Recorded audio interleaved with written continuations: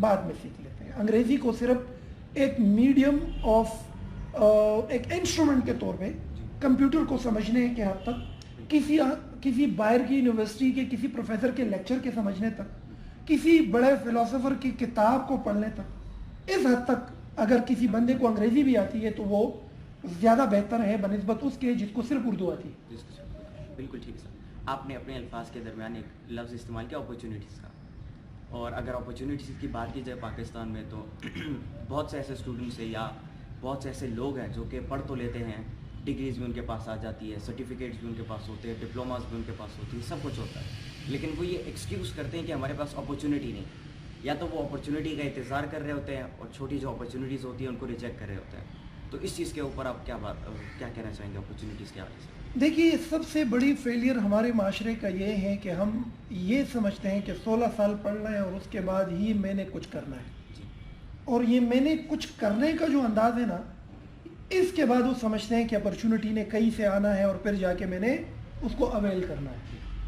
یا پھر 16 سال پڑھنے کے بعد جب آپ گریجویٹ ہو کے نکلتے ہیں تب آپ سمجھتے ہیں کہ اب میں نے کچھ کرنا ہے. یہ ایک غلط فلسفی ہے. اپرچونٹی بذات خود ایک ایسی چیز ہے جس کو آپ نے اپنے ساتھ بچپن سے اٹھانا ہوتا ہے. غلطی کر جاتے ہیں کچھ لوگ ایسے ہیں کہ یہ تو سب سے بڑی غلطی کر رہے ہیں جو اس انتظار میں کہ 16 سال پڑھوں گا تب جا کے پھر کہیں جا کے کچھ کروں گا. غلط ہے, کیونکہ اپرچونٹی آئے گی نہیں, اپرچونٹی آتی نہیں. کچھ اس میں اور بھی لوگ ایسے ہیں جو مطلب ہے کہ جن کو اپرچونٹیز ہوتی ہیں, آتی بھی ہیں, مختلف موقعوں پر مختلف جگہوں پر, اگنور کرتے ہیں کہ چھوٹی ہے, کہ بڑی اپرچونٹی. یہ بھی غلطی کر رہے ہیں کیونکہ اپرچونٹی تو آتی ہی چھوٹی ہے, بڑی تو نہیں آتی. اور کچھ لوگ بڑی کا انتظار کر رہے ہیں. تو اگر بڑی اپرچونٹی آ بھی گئی تو ہوگا کیا کہ آپ کی ایک آرگینک گروتھ نہیں ہوگی اس کے لیے. مطلب اپرچونٹی 16 ایئرس کے بعد یا ایجوکیشن کے بعد ہی کسی فیلڈ میں جا کر تب دیکھنا نہیں ہے. اپرچونٹی ابھی ہے تمہارے ہاتھ میں.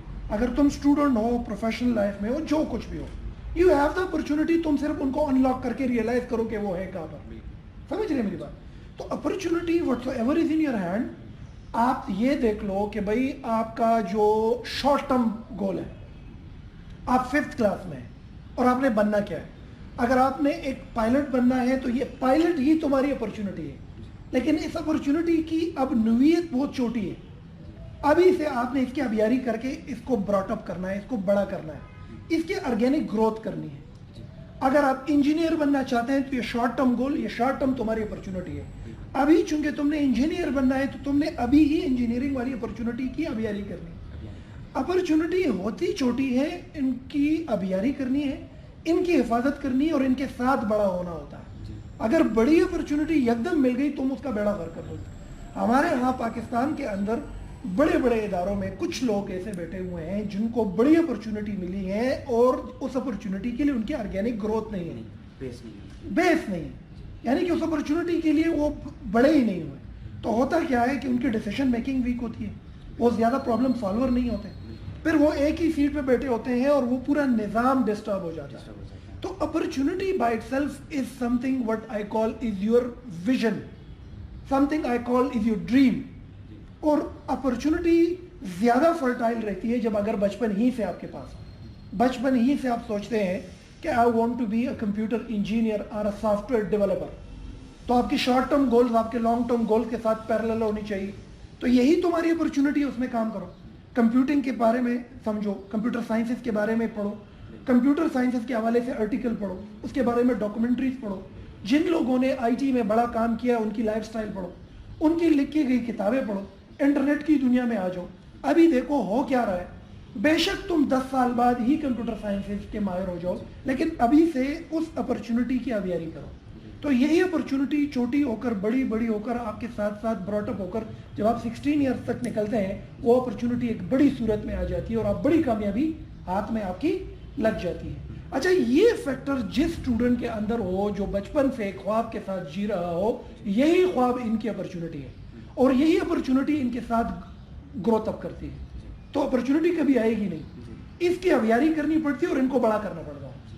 چھوٹی چھوٹی اپرچونٹی کو مس نہیں کرنا چاہیے, کیونکہ انہی اپرچونٹی کے اندر سے ایک اپرچونٹی نکلے گی. اور بڑی کا انتظار نہ کرے, ورنہ اگر مل بھی گئی تو آپ کی لائف بھی رک جائے گی اور اس اپرچونٹی کا بھی آپ بیڑا غرق کریں گے.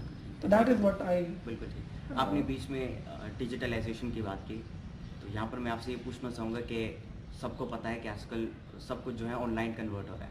ڈیجیٹل کی دنیا میں ساری چیزیں ہوئی ہیں, چاہے وہ ایجوکیشن ہے, بزنس ہے, جو بھی چیزیں ہیں, نیوز سے ریلیٹڈ جو بھی ہے وہ آن لائن کنورٹ ہو گیا. تو ڈیجیٹلائزیشن کے اس سسٹم کو پاکستان میں آپ کس نظر سے دیکھتے ہیں؟ اور جو میرا مین کویشچن اس میں یہ ہے کہ اسٹوڈنٹس کو آپ کیا سمجھتے ہیں کہ اسٹوڈنٹس اس سسٹم سے کیسے فائدہ اٹھا سکتے ہیں, یا ای لرننگ جو ہے, آن لائن لرننگ جو ہے, اس کے بارے میں آپ کیا کہتے ہیں؟ دیکھیے, یہ فیصلہ 10 سال پہلے ہونا چاہیے تھا. اگر 10 سال پہلے یا 15 سال پہلے government of Pakistan primary level per student کو کمپیوٹر انجینئرنگ اور یہ کمپیوٹر کی جو امپورٹنس ہے یہ پرائمری سے پڑھا دیتے نا, تو ابھی اوپر سطح پر ہمارے بچوں کو یہ پرابلمس کبھی نہ آتا. یہ پاکستان کے اندر ٹیکنالوجیکل فیلئر میں کہہ سکتا ہوں, یا پھر اگر فیلئر نہیں بھی ہے تو ہم بڑے لیٹ ہوئے, ہم لیٹ ہوئے, دیر آئی درست ہے. ابھی بھی اگر ہم پرائمری سطح پر, مڈل سطح پر, اسکول کے اندر کمپیوٹر کو ایک امپورٹنٹ سبجیکٹ کے طور پر اٹھائیں, کمپلسری سبجیکٹ کے طور پر اٹھائیں, تو اس کے جو اثرات ہوں گے وہ 10 سال بعد جو ہمیں گریجویٹس آئیں گے وہ آلریڈی ریڈی ہوں گے. ہم ریڈی نہیں ہیں, ہمیں ایشوز ہیں.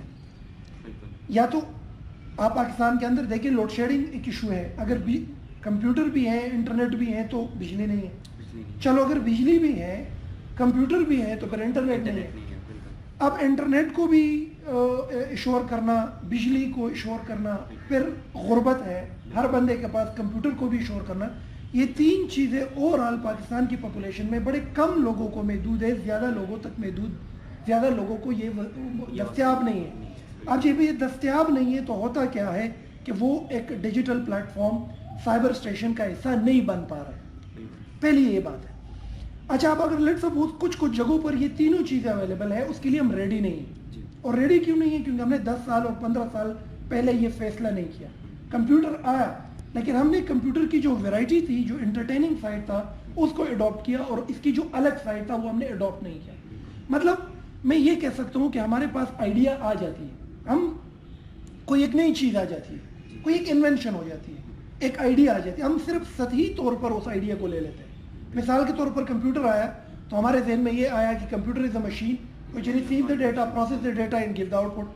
یہ جو فرنٹ لائن چیز, ایک آئیڈیا, ایک چیز کے آنے کی انفارمیشن ہے, یہاں تک ہم جان گئے. تھوڑے اور گئے, ہم نے یہ دیکھ لیا کہ اس میں آپ فلم دیکھ سکتے ہیں, مووی دیکھ سکتے ہیں, گیم کھیل سکتے ہیں, یہاں تک ہم سیکھ گئے. ہم ایک آئیڈیا کی ڈیپتھ میں نہیں جاتے. کمپیوٹر آیا, کیوں آیا, کس نے بنایا, اس میں ہم کر کیا سکتے ہیں, یہ سوالات, ان کے جوابات اگر 10 سال پہلے مل چکے ہوتے, آج پوری پاکستان کی جو یوتھ ہے, اسٹوڈنٹ ہے, اس کو یہ پرابلم کبھی بھی پیش نہ آتی.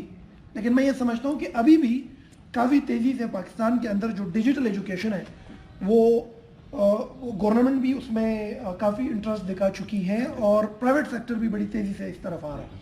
تو